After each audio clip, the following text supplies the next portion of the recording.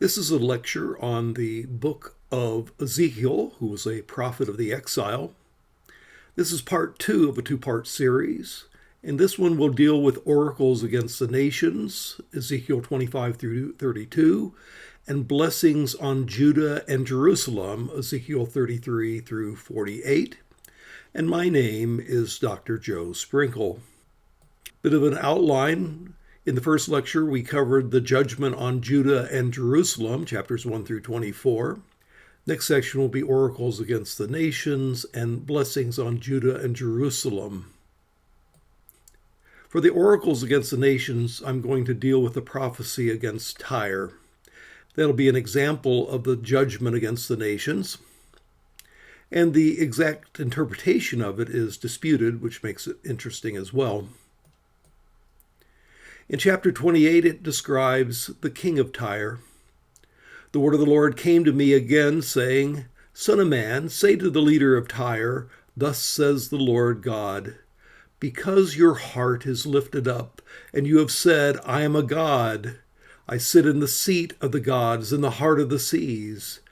Yet you are a man and not God, although you make your heart like the heart of God. Behold, you are wiser than Daniel. There is no secret that is a match to you. By your wisdom and understanding you have acquired riches for yourselves. You have acquired gold and silver for your treasuries. By your great wisdom, by your trade, you have increased your riches, and your heart is lifted up because of your riches. Therefore, thus says the Lord God, because you have made your heart like the heart of God, therefore, behold, I will bring strangers upon you, the most ruthless of nations, and they will draw their swords against the beauty of your wisdom and defile your splendor. The main sin of the king of Tyre is pride. Pride in his riches and power. Goes on to say this, Son of man, take up a lamentation over the king of Tyre. You had the seal of perfection, full of wisdom and perfect beauty. You were in Eden, the garden of God. Every precious stone was your covering. You were the anointed cherub who covers, and I placed you there. You were on the holy mountain of God. You walked in the midst of stones of fire. You were blameless in your ways from the day you were created until unrighteousness was found in you. By the abundance of your trade, you were internally filled with violence, and you sinned. Therefore I have cast you as profane from the mountain of God. I have destroyed you, O covering cherub, from the midst of the stone of fire. Your heart was lifted up because of your beauty. You corrupted your wisdom by reason of your splendor. I cast you to the ground. I put you before kings, that they may see you. By the multitude of your iniquities and the unrighteousness of your trade, you profaned your sanctuaries. Therefore I have brought fire from the midst of you. It has consumed you, and I have turned you to ashes on the earth in the eyes of all who see you. Now, one of the questions that comes up in this passage is this a description of Satan? The context suggests no. It looks like a funeral lament for the king of Tyre using highly exalted poetic language. In chapter 26, it gave judgment against the city of Tyre. And then in chapter 27, it gave a funeral dirge against the city itself. And then chapter 28 would be a judgment against the king of the city. And verses 11 through 19, the funeral dirge against the king who lived in a house with a royal garden that was comparable to Eden. We have a similar problem with the king of Babylon in Isaiah 14 that some see as a description of Lucifer, Satan, and others see as simply a description of the king of Babylon. The word translated Lucifer should be translated morning star, referring to the king and not to Satan. In any case, in this passage, it seems more likely that it's referring to the human king and not to a supernatural being. Though that said, It does draw on the Garden of Eden story where Satan played a role, though the serpent was not called a cherub there, whereas the king of Tyre is called a cherub. This language saying that you are the anointed cherub who covers, you are on the holy mountain, you are blameless in your ways from the day you were created, until unrighteousness was found in you, and therefore I have cast you as profane from the mountain of God. That looks a lot like Satan. And so one wonders if perhaps there is an indirect typological allusion to Satan here, implying that the force behind the king of Tyre is Satan. So in context, it seems to be a direct reference in metaphorical language to the king of Tyre, but perhaps a hint of the power behind him. Well, that's all I'm going to do on section 2, the oracles against the foreign nations. Let's move on to the blessings on Judah and Jerusalem in chapters 33 through 48. The last part of the book, chapters 33 through 48, gives hope beyond the gloom. It includes a new hope that there will be a revived nation, chapter 37. It will be led by David, their Messiah, in chapters 34, 36, and 37. They will have an eschatological victory over enemies in chapters 38 and 39, Gog and Magog. And finally, there'll be a renewed relationship with God in his eschatological temple, chapters 40 through 48. The bad leaders, the bad shepherds. Ezekiel 34:7. Therefore, you shepherds, hear the word of the Lord. As I live, declares the Lord, surely because my flock has become a prey, my flock has even become food for all the beasts of the field for lack of a shepherd. And my shepherds did not search for my flock, but rather the shepherds fed themselves and did not feed my flock. Therefore, you shepherds, hear the word of the Lord. Thus says the Lord God, behold, I am against the shepherds, and I shall demand my sheep from them and make them cease from feeding sheep. So the shepherds will not feed themselves anymore, but I shall deliver my flock from their mouth, that they may not be food for them.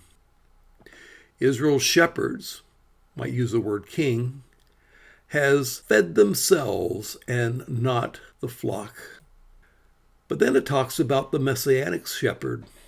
34:20, therefore thus says the Lord God to them, behold, I, even I, will judge between the fat sheep and the lean sheep, because you push with side and with shoulder and thrust all the weak with your horns until you have scattered them abroad. Therefore I will deliver my flock, and they will no longer be a prey, and I will judge between one sheep and another. Then I will set over them one shepherd, my servant David, and he will feed them. He will feed them himself and be their shepherd. And I, the Lord, will be their God, and my servant David will be prince among them. I, the Lord, have spoken, and I will make a covenant of peace with them, and eliminate harmful beasts from the land, so that they may live securely in the wilderness and sleep in the woods. The messianic shepherd here is called David. But David can't be the historical David who had died many centuries earlier. This is a title for the Davidic Messiah. And associated with this Davidic Messiah is a covenant of peace. And it relates to Jeremiah's new covenant in Jeremiah chapter 31, verse 31 through 34. We could also mention Isaiah 55, where David is associated with an everlasting covenant, a new covenant.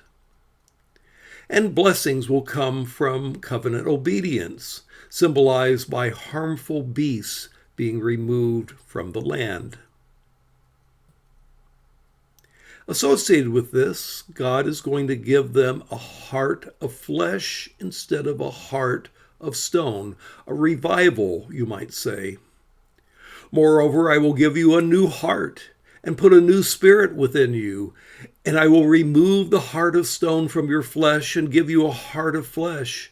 And I will put my spirit within you and cause you to walk in my statutes, and you will be careful to observe my ordinances.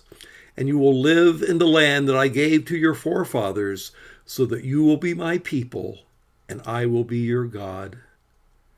What is this new heart, this new spirit, this heart of flesh? Jesus probably alludes to this passage in John chapter 3 when he speaks of the new birth. Nicodemus, when he was told that a man must be born from above, must be born again, that, well, how can a man be born again? Can he crawl back into his mother's womb and be born? And Jesus rebuked him. You, being a teacher of Israel, do not know these things? Nicodemus, as a student of the Bible, should have known that God can give people a new heart. God can give people a new spirit, a new birth, as it were.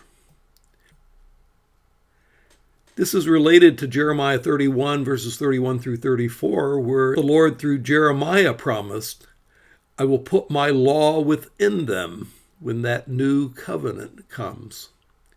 They're going to have the law written on their hearts. They're going to have a new heart. They're going to be indwelt by God's Spirit. Ezekiel 37 has the famous Valley of Dry Bones. 37 verse 1, the hand of the Lord was upon me, and he brought me out by the Spirit of the Lord, and he set me in the middle of the valley, and it was full of bones. And he caused me to pass among them round about, and behold, there were very many on the surface of the valley, and lo, they were very dry. And he said to me, Son of man, can these bones live? And I answered, O Lord, you know. And again he said to me, Prophesy over these bones, and say to them, O dry bones, hear the word of the Lord. Thus says the Lord God to these bones, Behold, I will cause breath to enter you, that you may come to life. And I will put sinews on you, and make flesh grow back on you, and cover you with skin, and put breath in you, that you may come alive, and you will know that I am the Lord. So I prophesied as I was commanded, and as I prophesied there was a noise, and behold, a rattling, and the bones came together, bone to its bone. And I looked, and behold, the sinews were on them, and the flesh grew, and skin covered them, but there was no breath in them. Then he said to me, Prophesy to the breath, prophesy, Son of man, and say to the breath, Thus says the Lord God, Come from the four winds, O breath, and breathe on these slain, that they come to life. So I prophesied as he commanded me, and the breath came into them, and they came to life and stood on their feet, an exceedingly great army. Perhaps you're familiar with a spiritual based on this. You have the words of it here. Ezekiel connected them, dry bones. Ezekiel connected them, dry bones. Ezekiel connected them, dry bones. Oh, hear the word of the Lord. It goes on to talk about the toe bone connected to your foot bone, the foot bone connected to your ankle bone, the ankle bone connected to your leg bone, and on down the list. And that those bones are going to walk around, all based on this passage. Fun song to sing. The question is, what is this describing? Is it describing a literal resurrection from the dead, perhaps associated with the second coming of Christ, or is it a symbolic resurrection? And it seems to be a symbolic resurrection, symbolic of the restoration of national Israel from exile. It explains it in verse 11. Then he said to me, Son of man, these bones are the whole house of Israel. Behold, they say, Our bones are dried up, and our hope is perished. We are completely cut off. Therefore prophesy and say to them, Thus says the Lord God, Behold, I will open your graves and cause you to come out of your graves, my people, and I will bring you into the land of Israel. Then you will know that I am the Lord, when I have opened your graves and caused you to come out of your graves, my people. And I will put my spirit within you, and you will come to life. And I will place you on your own land, and you will know that I, the Lord, have spoken and done it, declares the Lord. This is a restoration of Israel, because Israel in exile seemed to be as dead as a valley of dry bones. But God was going to revive them, was going to bring them back into the land of Israel, verse 12, and bring the nation back to life. Chapter 37 goes on to describe that restoration of Israel around King Messiah, verses 24 through 28. And my servant David will be king over them, and they will have one shepherd, and they will walk in my ordinances and keep my statutes and observe them. And they shall live on the land that I gave to Jacob my servant, in which your fathers lived, and they will live on it, they and their sons and their sons' sons forever. And David my servant shall be their prince forever, and I will make a covenant of peace with them. It will be an everlasting covenant with them, and I will place them and multiply them and set my sanctuary in their midst forever. And my dwelling place will also be with them, and I will be their God, and they will be my people. And all the nations will know that I am the Lord who sanctifies Israel when my sanctuary is in their midst forever. Here it describes a time when the people of Israel will unite around the Davidic Messiah and his new covenant, also called an everlasting covenant, that alludes not only to the new covenant of Jeremiah 31, verses 31 through 34, but also alludes to Isaiah 55, verses 3 through 5, that talks about the messianic everlasting covenant under David. Let me move on to chapter 38 and 39, an eschatological battle involving Gog and Magog. This is an eschatological battle. It's never happened. There's no historical fulfillment of it. Many interpreters have argued that Gog is Russia, but Gog is not Russia. It relates to Turkey and the Scythians rather than Russia. When does this battle take place? Most premillennialists will place it in Armageddon at the end of the Great Tribulation. I think it's a little more likely that it occurs at the end of the 1,000 years of Revelation 20, at the end of the millennium. In Revelation 20, verses 7 and 8, it'll involve a battle involving Gog and Magog.